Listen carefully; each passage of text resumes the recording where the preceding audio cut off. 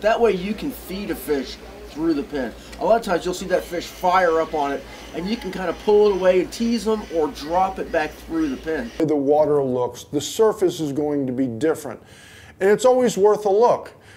You've mapped out your day, you've gone through where you think you want to travel for the day, but as you travel in that direction and you look out there and you see a half a foot chop, which goes to relatively smooth chop, and then picks back up. There's a reason there. Now sometimes it's boats traveling. Sometimes it's not. Sometimes it's a stream of oil. Sometimes it's floating debris. So as you really spend your time traveling, you gotta be looking at all those little differences, and finding a weed line or finding an edge is gonna, really increase your chances. So understand as you travel, whether you're looking forward or my job today is to look back as we travel that way. I'm scanning, I'm looking, I see differences, and if I think it's important enough, I tell the cap, hey Cap, pull her back, let's go investigate what I see here. As far as the actual grass itself, definitely worth investigating, definitely worth investing some time in a direction on that seaweed. Turtle grass, you're gonna see turtle grass. It's a long leafy type of grass. Honestly, not that productive. Doesn't hold that much bait. If it's the only thing around, at times, yes, maybe it'll hold some fish. But what you notice, this turtle grass that you can see, this turtle grass, a lot of times where we live down here, comes from the backwater. It comes out of Biscayne Bay. It comes out of, and in the Bahamas and certain places, there is turtle grass in back around your mangroves and those kind of areas where the outgoing tide actually pushes that grass out. And a lot of times you see like a white foam with it. It's almost like a sandy foam, but that's from an inshore. Not really that productive when it comes to dolphin fishing because it doesn't hold bait. So understanding those two differences with the seaweed, very important. And again, I want to get into the current again and understanding that edge before we dissect it. Blue water, smoky blue water, green water, the differences in all of them. If you're offshore and you're running offshore and you're in generally, near shore is generally dirtier than it is offshore in most places in the world, just because all of the land contents that are rolling off on an outgoing tide. But let's just say I'm looking at a blue-green edge. That green water obviously has nutrients in it, but generally green water has less oxygen in it than blue water. So if you have a strong deep purple blue against the green, in general, your quality of water is going to be much better in the blue water, and oxygen is generally what makes water blue.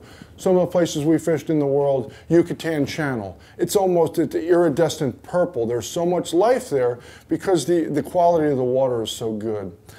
The green water caters to certain kinds of fish, dirtier water kingfish like, but pelagics, migratory fish, love blue water, dolphin. They're going to love the cleaner water than they are the dirty water. So as we kind of navigate through this, just remember when we start talking about which direction of to troll a weed line or which side of an edge to fish, remember, cleaner water, generally pelagic fish, big game fish are going to be more apt to hang in blue water than they are in green. So let's kind of create a scenario. Let's continue with it. Let's say that you are here, okay? As I make my way offshore, I've mapped out my path. I notice a difference and I say, Cap, let's pull the boat back. I see a weed line or an edge in the distance here. I'm always going to pull that throttle back and I'm going to take one more look around. I'm going to look at my coolers. I'm going to make sure my bait box is ready. I got my dip net for my well and everything is ready to go. Now, I don't want to rush to this weed line or edge, get covered up with dolphin and not be prepared. So, take a minute, get ready. Now, as we start to go towards the weed line, a couple things I'm going to do. I'm not going to drive to the weed line, stop and pull it out of gear and start looking at the weeds in front of me or the edge. In general, remembering that I've mapped out my plan for the day, I'm going to know which way the current's going. Because if you start getting into the fish and you turned the wrong way, it could take you a long way from your final destination, which is home here. So what I'm going to do is, knowing that that current is going in this direction, I probably will decide to troll into the current. Opposite way the current's going, opposite way. Don't go with the current, go into the tide, that way you can always make your way back. So, I approach it, I get out 2 rods. In general, for me, when I'm trying, it's a heavy duty spinner, 20-pound spinner, 25-pound line, somewhere in that class that I'm fishing. 2 strips, 2 bonita strips or 2 small lures with no bait.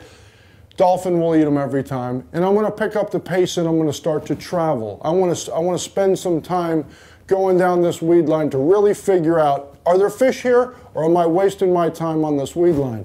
Now, how long I'm gonna troll is gonna matter. I'm not gonna spend a lot of time here. I may go up this weed line and I'm visually looking for bait. I'm visually looking for birds out in front of me. When I say bait, now I'm looking over at the edge. You know, I may be 100 feet, 200 feet. I'm looking for flyers getting up. I'm looking for dolphin out in front of me while we're traveling.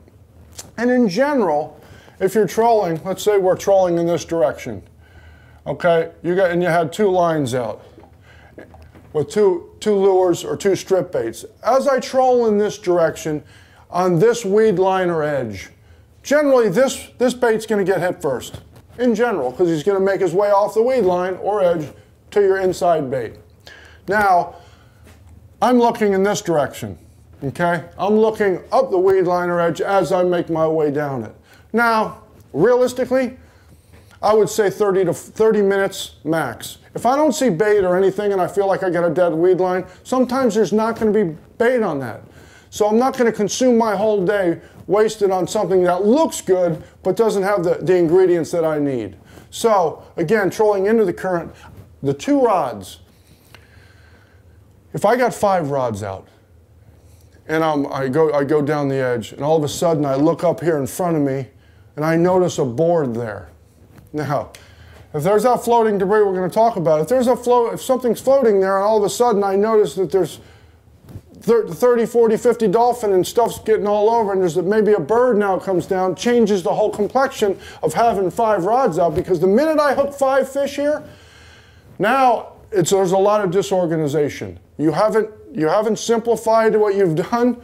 You've hooked 5 fish, and in the time that you're dealing with 5 fish, A, you either can't find that when you go to find it again, or B, your rotation of the way you're supposed to catch dolphin to really fill the box is not done right because it's taking you too long. Now you've got 5 rods in the mix that generally most people don't use spinning rods for trolling. So now you've got to take 5 conventional rods and find a spot for them, and now let's get the spinners out. A, it takes too long, it's not simple, and there's too many rods in the way. So I'm only fishing 2 spinners. That's it. And let's just say as I troll up this, I want to cover as much ground as I can. So let's just say I want to go 8 to 12 knots. That's a fast clip. In general, an average dolphin troll, 7 to 8 knots. That would be average. But for right now, 8 to 12 knots. I'm traveling, I'm moving up. I got my strips with little lead heads behind them, and I'm